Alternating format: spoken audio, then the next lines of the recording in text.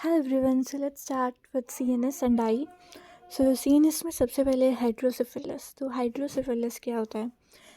जब ब्रेन के वेंट्रिकल में CSF बहुत ज़्यादा हो जाए तो जो वेंट्रिकुलर कैविटी है उसकी डायलेशन हो जाएगी और इंट्राक्रेनियल प्रेशर विल इंक्रीज। तो सबसे पहले हम देखते हैं CSF प्रोड्यूस कहाँ से होता है नॉर्मली। तो जो हमारे वेंट्रिकल्स हैं उनमें कोरोइड प्लेक्सस होता है, वहाँ से CSF प्रोड्यूस होता है। एंड उसके बाद एरेक्नोइड विल्लाई होती है, वहाँ से वो ब्लड में एब्जॉर्ब हो जाता है। टोटल वॉल्यूम कितनी होती है CSF की? 90 to 150 मिलीलीटर।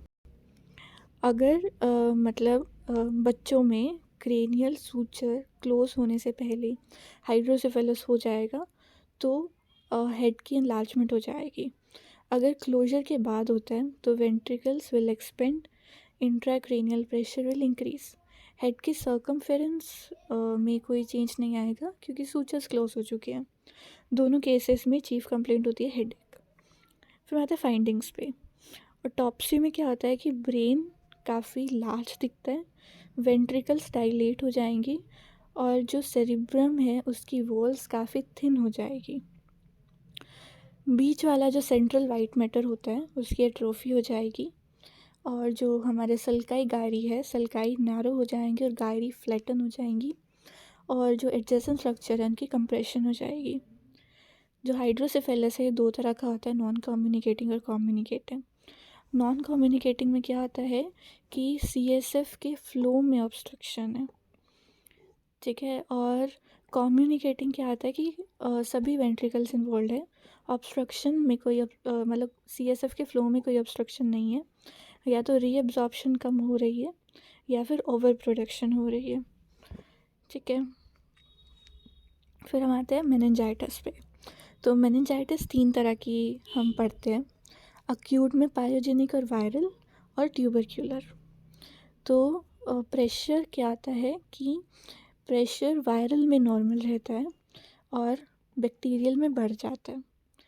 कलर क्या आता है? वायरल में क्लियर होता है, पायोजेनिक में टर्बिड क्लाउडी होता है, कोएगुलम होता है और ट्यूबरक्यूलर में भी क्लियर कलरलेस होता है।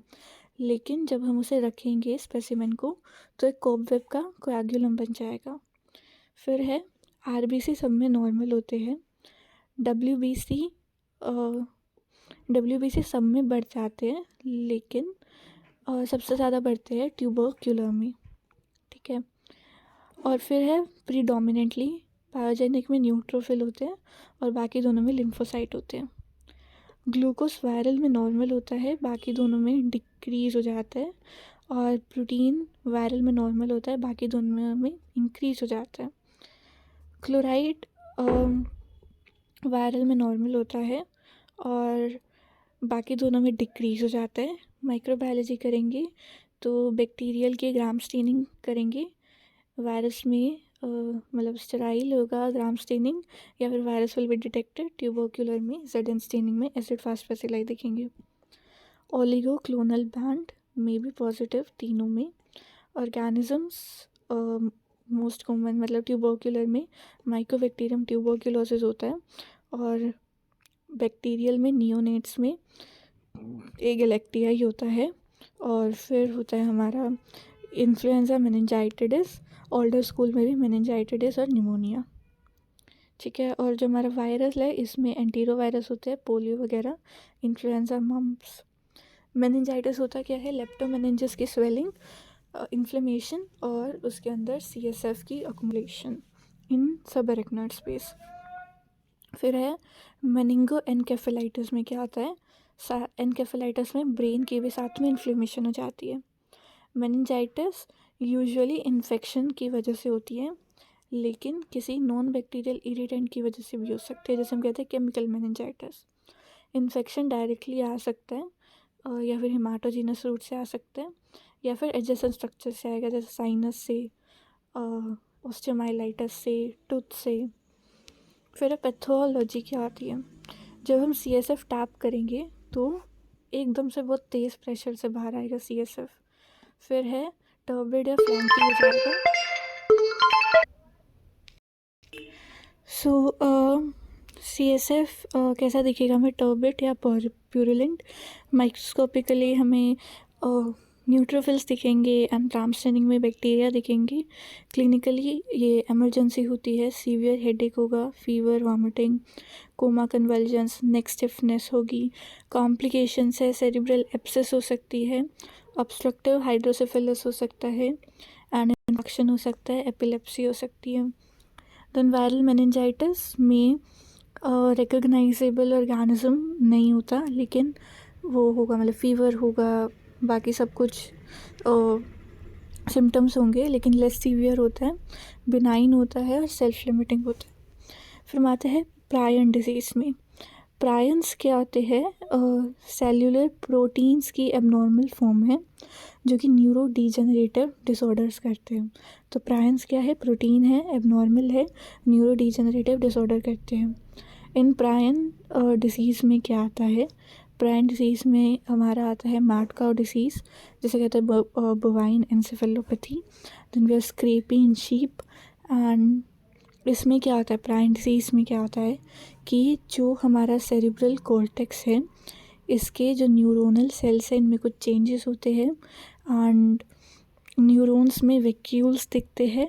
एडवांस्ड केसेस में न्यूरॉन्स का लॉस हो जाता है और there is an absence of immune response, या फिर इम्यून रिस्पॉन्स आता भी है तो वो डिसीज़ को अरेस्ट नहीं करता, पैथोजेनेसिस में कंट्रीब्यूट करता है।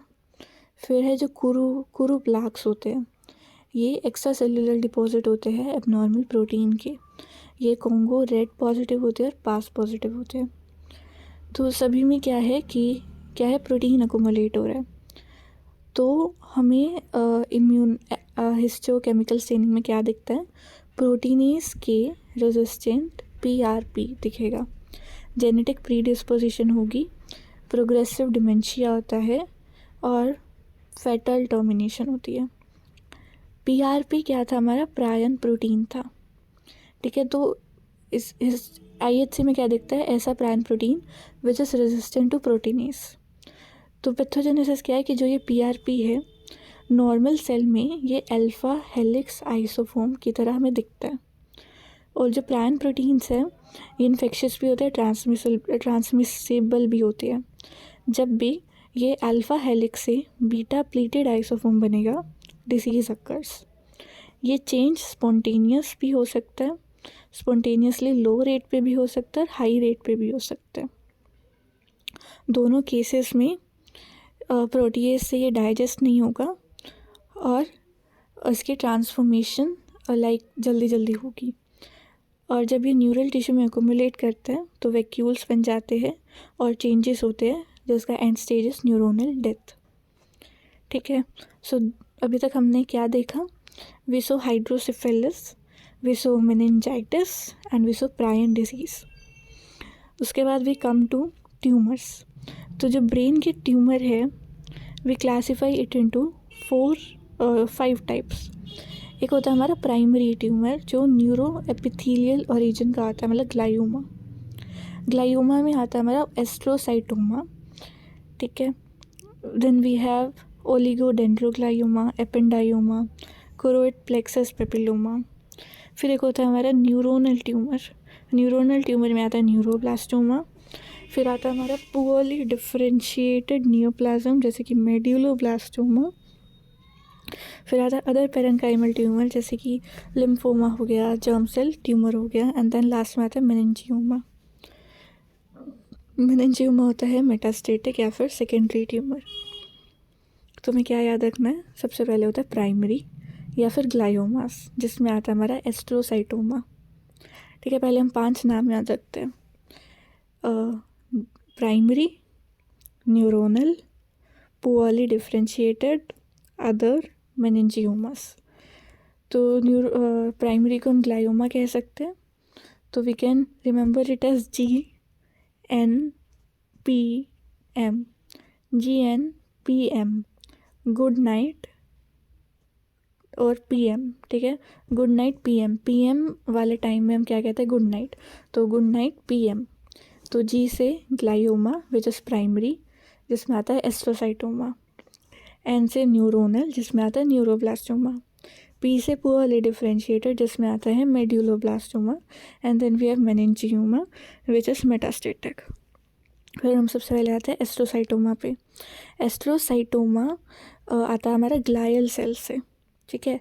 अब एस्ट्रोसाइटोमा कैन बी इनफिल्ट्रेटिंग या फिर नॉन इनफिल्ट्रेटिंग। तो इनफिल्ट्रेटिंग में क्या होता है? इनफिल्ट्रेटिंग में और डिफ्यूज्ड इनफिल्ट्रेटिंग के अंदर अब डिफ्यूज्ड एस्ट्रोसाइटोमा आता है, एनाप्लास्टिक एस्ट्रोसाइटोमा आता है, गेमिस्टोसिटिक आता है और ग्लायोब्लास्टोमा आता है, ठीक है। तो इसमें हमें लाइक डिटेल किसकी करनी है? डिफ्यूज़, एनाप्लास्टिक, बस ये दो की डिटेल करनी है। तो एस्ट्रोसाइटोमा में जो हमारा इनफिल्ट्रेटिंग एस्ट्रोसाइटोमा है, we need to do two diffused and anaplastic, ठीक है। Astrocytoma, infiltrating, diffuse and anaplastic. जो इनफिल्ट्रेटिंग है ये ज़्यादा कॉमन होता है एंड मोस्टली ये सेरिब्रल हेमिस्फीयर में आता है।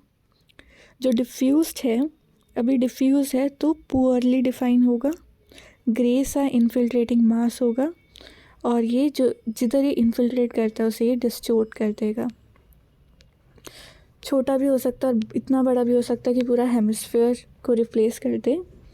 कट सरफेस फर्म हो सकता है, सॉफ्ट हो सकता है, और ये जो ट्यूमर है कई बार वेल डिमार्केटेड होता है, लेकिन इन्फिल्ट्रेशन हमेशा आती है। माइक्रोस्कोपिकली ग्लायल सेल्स बहुत ज़्यादा दिखेंगे और पॉलीमॉर्फिज्म दिखेगा। फिर हम आते हैं एनाप्लास्टिक पे। एनाप्लास्टिक पे सेल्यूलर और न्यूक्लियर प्लियोमॉर्फिज्म ज़्यादा होगा, माइटोटिक फिगर ज़्यादा होंगे। और ये जो हमारा एनाप्लास्टिक है, चलो बस इसमें यही है। जो हमारा इनफिल्ट्रेटिंग एस्ट्रोसाइटोमा है, इसकी पैथोजेनेसिस क्या आती है कि जो ग्लायल सेल है इनमें P53 जीन की इनएक्टिवेशन हो जाती है, तो लो ग्रेड एस्ट्रोसाइटोमा होगा। फिर अगर RB जीन की भी डिसरप्शन हो जाए तो हाई ग्रेड एस्ट्रोसाइटोमा होगा। क्लिनिकली डिपेंड करता है कि किधर है ट्यूमर, कितना बड़ा है, रेट ऑफ ग्रोथ क्या है और मेटास्टेसिस क्या है।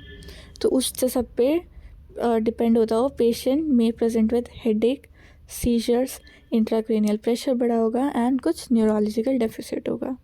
तो दिस वाज इनफिल्ट्रेटिंग एस्ट्रोसाइटोमा, जिसमें दो चीज़ें पढ़नी है, डिफ्यूज़ और एनाप्लास्टिक। फिर हम आते हैं नॉन इनफिल्ट्रेटिंग पे। नॉन इनफिल्ट्रेटिंग में वी डू पाइलोसिटिक एस्ट्रोसाइटोमा। ये यंग एज में होता है, मोस्टली सेरिबेलम में होता है, ठीक है, और यूजुअली बिनाइन होता है ये, ठीक है। ग्रोसली क्या दिखता है? और जो ये इनफिल्ट्रेटिंग है, अब हमें लीजन दिखेगा, इनफिल्ट्रेटिंग है, नॉन इनफिल्ट्रेटिंग है तो वेल सर्कमस्क्राइब्ड दिखेगा। और माइक्रोस्कोपिकली क्या है? बाईपोलर सेल होंगे जिनमें मतलब long thin hair like processing होगी, ठीक है। और ब्लड वेसल बहुत ज़्यादा होंगे, वॉल्स थिक होगी, और नेक्रोसिस नॉट कॉमन, ठीक है। क्लिनिकल फीचर क्या है? स्लो ग्रोइंग ट्यूमर है और बेटर प्रोग्नोसिस होता है, ठीक है। सो ये क्या था हमारा एस्ट्रोसाइटोमा। एस्ट्रोसाइटोमा किस में आता था? हमारा ग्लाइयोमा में। फिर हम आते हैं, नेक्स्ट है हमारा ग्लायोब्लास्टोमा। तो जो ये ग्लायोब्लास्टोमा था ये किस में आता है? चलो देखते हैं। ग्लायोब्लास्टोमा यंगर पेशेंट्स को अफेक्ट करता है, लॉन्ग हिस्ट्री होती है। पहले मतलब ग्लायोब्लास्टोमा मल्टीफॉर्म कहते थे, अब सिर्फ ग्लायोब्लास्टोमा कहते हैं। तो मॉर्फोलॉजी कैसी होती है ग्लायोब्लास्टोमा की? दिस इज़ हमारा ग्लायोब्लास्टोमा, ठीक है। तो ये जो हमारा ग्लायोब्लास्टोमा है, इसका साइज़ एंड अपीयरेंस वेरी करेगा अकॉर्डिंग टू द साइट। और ये देखो बहुत बड़ा है, वाइट टू येलो है, और सिस्टिक जनरेशन दिख रही है और हेमरेजेस प्रेजेंट है, ठीक है। एंड डिमार्केटेड दिख रहा है, लेकिन हमेशा होती है। माइक्रोस्कोपिकली एनाप्लास्टिक एस्ट्रोसाइटोमा जैसा है।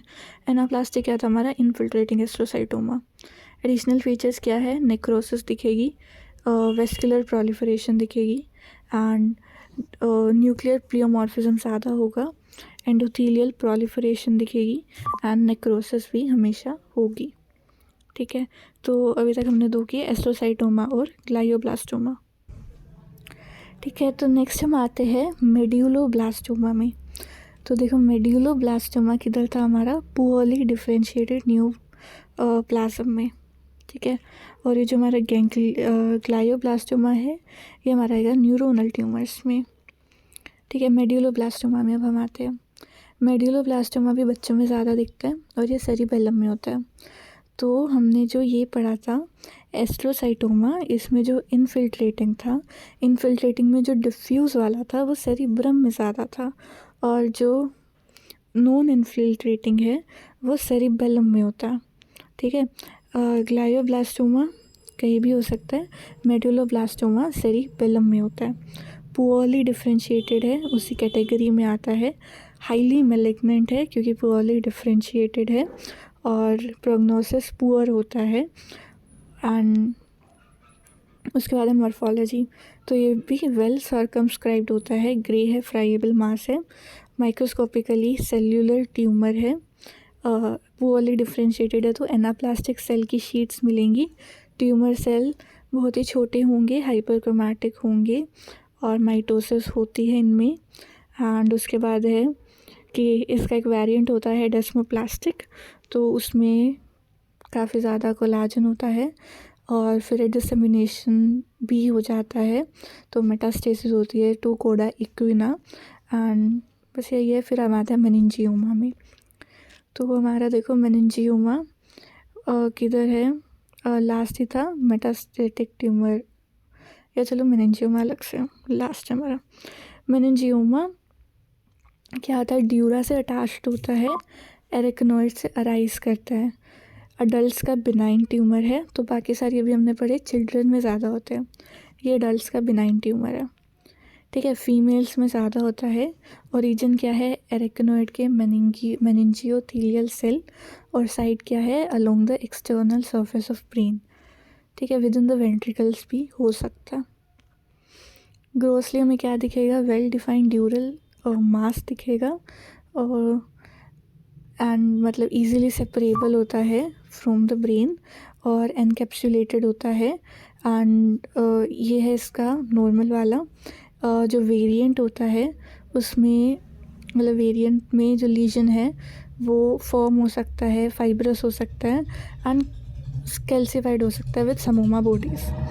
कोई नेक्रोसिस या हेमरेज नहीं दिखती। माइक्रोस्कोपिकली काफ़ी सारे पैटर्न्स होते हैं, जैसे कि सिंसीशियल है जिसमें वर्ल्स दिखेंगे, फाइब्रोब्लास्टिक है, एंड ट्रांजिशनल है जिसमें दोनों के फीचर्स दिखेंगे, सामोमेटस है, समोमा बॉडीज़ दिखेंगी, सिक्रीटरी है, पास पॉजिटिव होगा, माइक्रोसिस्टिक है, माइक्रोसिस्ट होंगे, एंड एटिपिकल होते हैं, और पेपिलरी होते हैं। तो इसे हम कैसे याद रख सकते हैं कि मेनिंजियोमा है। ठीक है, तो ऊपर से, मतलब ब्रेन के ऊपर वाले हिस्से में कैंसर हो रहा है, तो हम ऊपर से कौन सा सब्जेक्ट पढ़ते हैं, पीएसएम। तो इसे हम याद रख सकते हैं कि पीएसएम साफ हो गया। तो पी से सामोमा, एस से सिक्रीटरी, एम से माइक्रोसिस्टिक, पी से पेपिलरी भी होता है, तो पीएसएम साफ, एस से सिंसीशियल, एफ से फाइब्रोब्लास्टिक, और इन दोनों का मिला के ट्रांजिशन।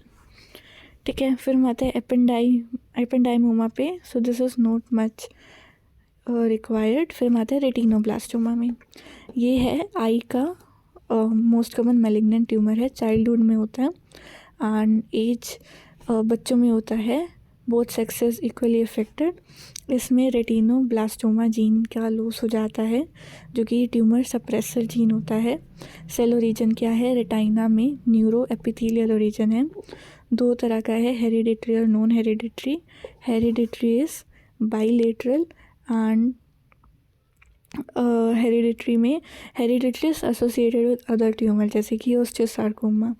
हेरिडिटरी में जो रेटिनोब्लास्टोमा जीन है उसमें से कोई एक अलील जर्म लाइन में म्यूटेशन हो जाती है, और वो फिर इनहेरिट हो जाती है, और अगर नॉर्मल अलील की म्यूटेशन हो जाएगी तो वो रेटिनोब्लास्टोमा बन जाएगा। ठीक है। न्यू जर्म लाइन म्यूटेशन होता है तो फैमिली हिस्ट्री नहीं होगी।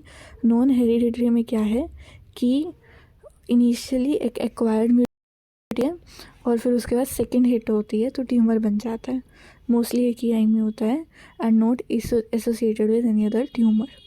मॉर्फोलॉजी क्या है कि ग्रोसली जब हम देखेंगे पुअरली कोहेसिव मास है, नोड्यूलर है। माइक्रोस्कोपिकली देखेंगे तो अनडिफ्रेंशिएटेड एरियाज है, मतलब नॉर्मल रेटिनोब्लास्ट ऐसे ही दिखेंगे। एंड कुछ डिफ्रेंशिएटेड एरियाज दिखेंगे जिसमें हमें रोजेट्स दिखेंगे, मतलब कि क्यूबॉइडल और कोलमनर सेल्स के क्लस्टर दिखेंगे ल्यूमन के आसपास, और nuclei are displaced away from the lumen. ठीक है, ऐसे हम कहते हैं FW रोजेट। ठीक है, FW रोजेट। मेटास्टेसिस हो सकती है to CNS, skull, distal bones and lymph node. अगर ये इसकी मेटास्टेसिस हो गई तो it is usually fatal. Clinical feature है कि मीडियन एज क्या होती है 2 years, पुअर विजन, स्ट्रेबिस्मस और प्यूपिल पे वाइटिश ह्यू दिखेगा और पेन इन आई होगा। और कीमोथेरेपी रेडियोथेरेपी के साथ survival rate is high. So this was about CNS and eye. इसमें हमने क्या क्या देखा? सबसे पहले hydrocephalus, then we did meningitis, then we saw prion disease, then we saw brain tumours, उसमें एस्ट्रोसाइटोमा के बाद glioblastoma, medulloblastoma, meningioma and retinoblastoma.